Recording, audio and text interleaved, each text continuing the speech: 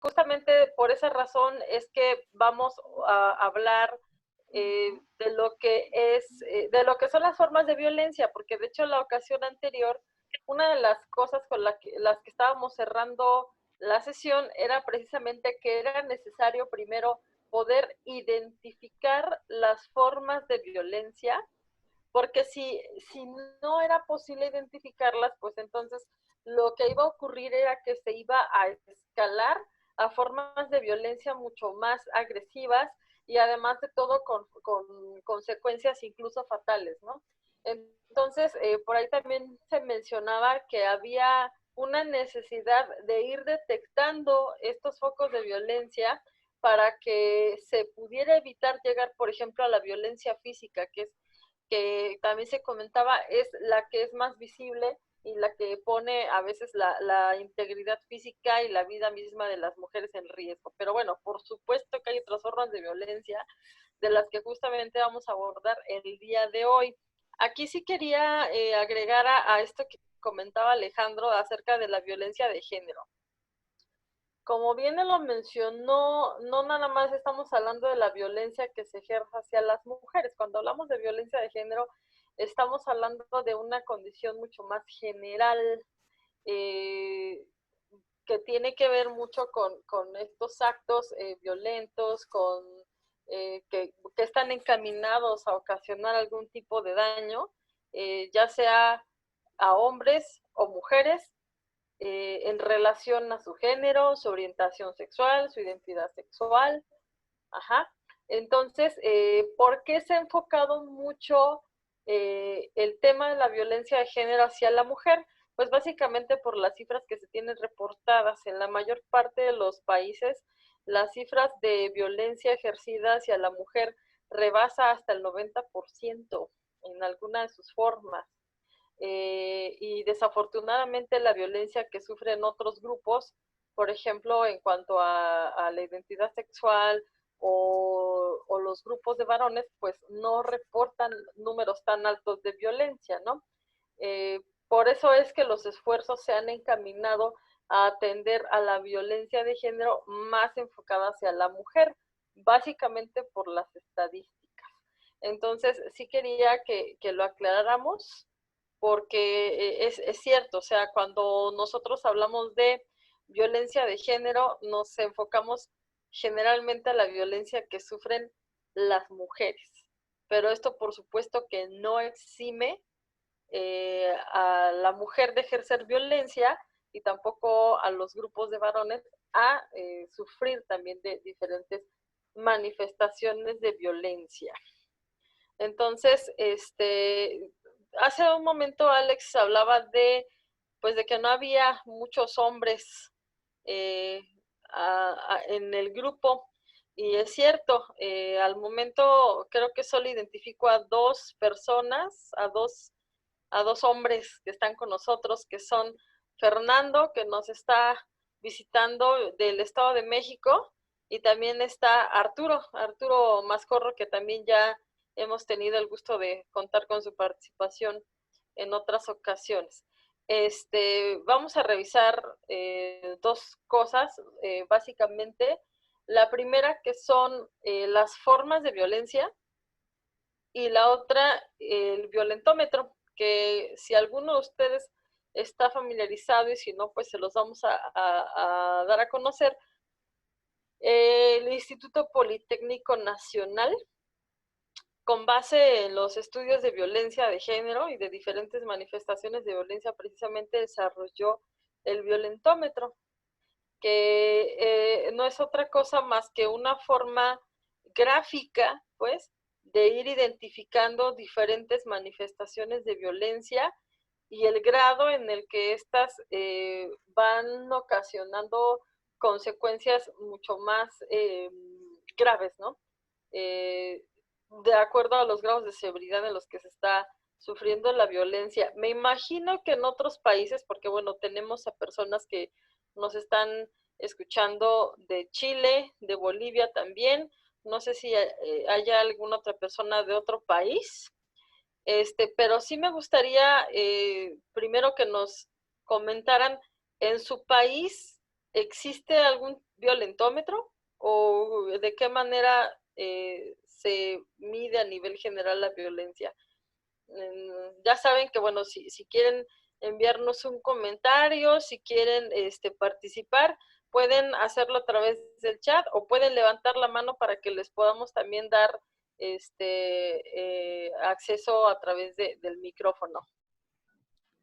Bueno, a mí me gustaría el poder comentar que si bien digo, sabemos que el violentómetro estuvo o fue determinado por el Instituto Politécnico Nacional, entonces está como basado en aspectos socioculturales mexicanos. Hay algunos factores que están representados y que son representativos en cuanto a nivel general hablamos de la violencia, ¿no? Entonces, una de las cosas que hablan sobre la violencia específicamente hacia la mujer está referenciada por tres rasgos, ¿no? El primero es la invisibilidad, el segundo es la normatización y el tercero es la impunidad. Eso va a ser muy importante porque ya aterrizando a números mexicanos, cerca del 88%, más o menos 88.5% de las mujeres que fueron agredidas en México no presentaron denuncia alguna. Entonces, esta conducta se va a derivar de las constantes pautas culturales, principalmente basadas en el machismo, que hacen que esto se vuelva permisivo o temor a consecuencias físicas y psicológicas. Eso también va a ser muy importante, el considerar que en muchos casos esta invisibilidad puede estar también mediada, y esto es, digo, sin que sea una cuestión, digamos, como producto de agresión o una crítica negativa, pero sí llega a permear en muchos casos una cuestión directamente de las autoridades, porque el proceso de denuncia se ve detenido, justo como les comentaba, ¿no? De pronto, hacer estas coacciones o insinuaciones de que no tiene a lo mejor algún tipo de sentido el generar esta denuncia. El segundo tiene que ver con la normatización y es la violencia hacia la mujer que se realiza de forma continua y además es sistemática, que lleva generaciones completas y precisamente es como uno de los puntos que creo que ha quedado muy, como muy a la deriva cuando se habla de lo que busca el feminismo. De todos modos, esto nos gustaría que en algún momento fuera discutido, pero es precisamente esta violencia que se percibe como una conducta normal o como algo esperado de cada país. Y entonces esta representación también va a entorpecer el trabajo contra esta misma. Entonces, hablábamos, creo que en algún momento una de mis amigas de la facultad trabajaba en un proyecto en Tepic porque aparentemente en este lugar, o sea, en Nayarit, tal parece que tú tienes el derecho de asesinar a tu esposa porque es tu esposa y porque a lo mejor no hizo lo que debiere, y como no se maneja como asesinato porque no es así, o como feminicidio porque no lo consideran así, es que está tan normatizado y los niveles son impresionantes y además no hay un buen proceso a nivel jurídico. Entonces, y el tercero tiene que ver con la cuestión de la impunidad, que está muy ligado a lo que les estoy comentando, donde las instituciones y las autoridades principalmente se caracterizan por a lo mejor un alto nivel de, em, digamos, como de desvío de atención hacia ciertas situaciones. Entonces, tenemos que considerar que tan solo por una cuestión estadística, un alto porcentaje de los asesinatos en México no son resueltos por alguna circunstancia. Entonces, que radican en todo el proceso de cadena de custodia, o sea, todo el proceso desde que llegan con el primer denunciante hasta que se hace todo un proceso a nivel ya de estructura de juicio. O sea, llega a existir algo que en ese momento se genera o que genera una ruptura. Pues precisamente considerando estas variables que tenemos nosotros a nivel sociocultural, era que yo hacía esta precisión, porque muy seguramente la manera en la que se caracteriza la violencia de género en otros países, pues evidentemente no es la misma. A pesar de que tenemos como cierta cercanía, digamos, a nivel de costumbres, de ideas y demás, pues seguramente hay alguna otra forma en la que están manejando el tema, ¿no? Pero bueno, lo que nosotros les estamos presentando, sí, o sea, tiene algunos conceptos que se manejan a nivel global, pero que pues también tenemos que contextualizar nuestro entorno, ¿no? Entonces, por esa razón es que vamos a abordar las formas de violencia y el violentómetro desde la manera en la que se ha venido trabajando, en la que se ha venido estudiando aquí en México.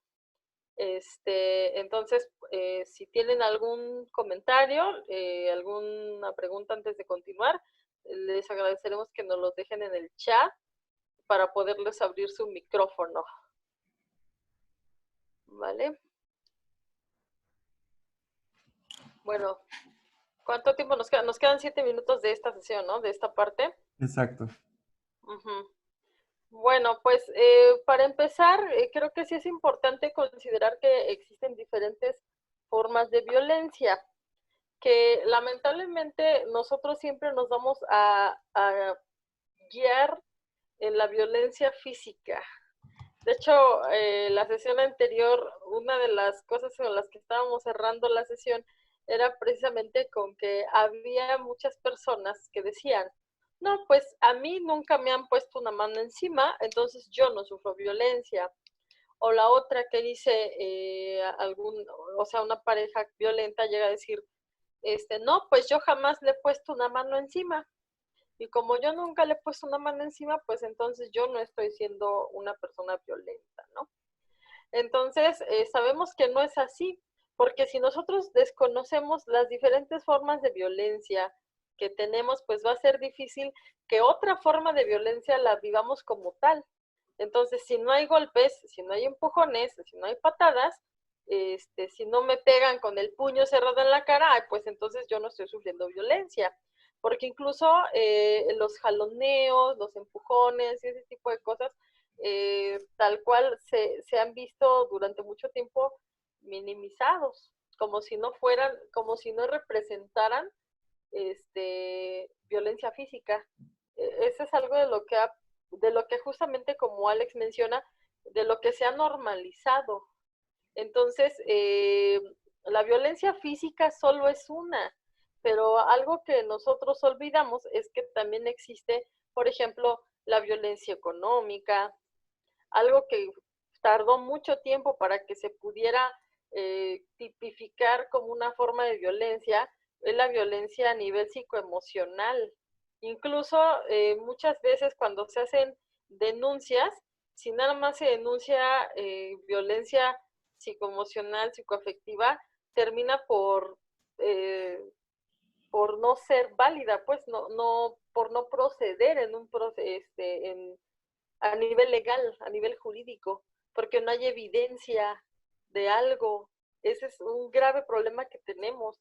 Y muchos estudios nos han arrojado el que la violencia psicoafectiva, el que la violencia psicológica tiene efectos incluso mucho más negativos que la violencia física misma, que de hecho las diferentes manifestaciones de violencia psicológica son aquellas que van a perpetuar los círculos de violencia que se dan en algunas relaciones interpersonales, sobre todo en las relaciones de pareja, más específicamente a nivel de la violencia doméstica. Porque bueno, nosotros sabemos que se puede dar violencia en diferentes ámbitos, pero donde más se ha denunciado, donde más se ha identificado es en las relaciones interpersonales y más específicamente en las relaciones de pareja. Y lo que les comentaba, la violencia que existe a nivel afectivo, a nivel psicológico, esa es la que va a perpetuar, como les comentaba, el círculo de violencia hasta volver las formas de violencia mucho más severas, mucho más profundas. También existe la violencia sexual. Esto es bien interesante porque eh, parece que muchas cosas son aceptadas cuando de una pareja se trata. Cuando hablamos de violencia sexual, hablamos, por ejemplo, de los casos donde una, hablemos de mujeres, ¿no? También pasa en hombres, pues, pero donde una mujer, por ejemplo, eh, no, no tiene intenciones de tener una relación sexual, pero lo hace pues simplemente para que su esposo no se enoje. Y eso no se considera violencia. Incluso si en esto que hablaba Alejandro acerca de las denuncias, es muy común que tú no puedes denunciar a tu esposo por violencia sexual, porque pues es que es tu esposo y esas son prácticamente tus obligaciones como esposa. Entonces, no se considera, por ejemplo, que en un matrimonio, que en una pareja donde están casados, exista violencia sexual. O simplemente también en cuanto a los cuidados, ¿no? El uso del preservativo o algunas otras formas de protección, también se da mucho que de pronto tú no le puedes pedir a tu pareja que use un preservativo porque entonces estás dudando o de qué te estás protegiendo o de qué te estás defendiendo y entonces a veces luego llega a ser un motivo para que alguna persona sufra algún tipo de agresión. Eh, vaya, lo estoy tratando de plantear como en términos de lo cotidiano, ¿no? Y también la violencia, escucho por ahí ruido, no están saliendo, Voy, lo cierro, lo cierro. muchas gracias. Ok, entonces también están las formas de violencia económica. Esta es tal vez la menos estudiada, porque tiene mucho de lo cultural detrás de ella, ¿no? Esta idea de los roles que debe de cumplir un hombre y una mujer en la pareja, sobre todo pensando de que tradicionalmente se ha pensado que el hombre es el proveedor, ¿no? Entonces, esto por supuesto que lleva a que se tenga un mayor poder económico y por lo tanto un mayor control dentro de una relación. Vamos a estudiar estas formas de violencia, como les comentaba, eh, a un nivel más profundo, revisándolo con el violentómetro. Vamos a terminar la sesión, esta sesión de Zoom, y en el grupo les volvemos a mandar el enlace para que nos volvamos a conectar en breve, ¿de acuerdo?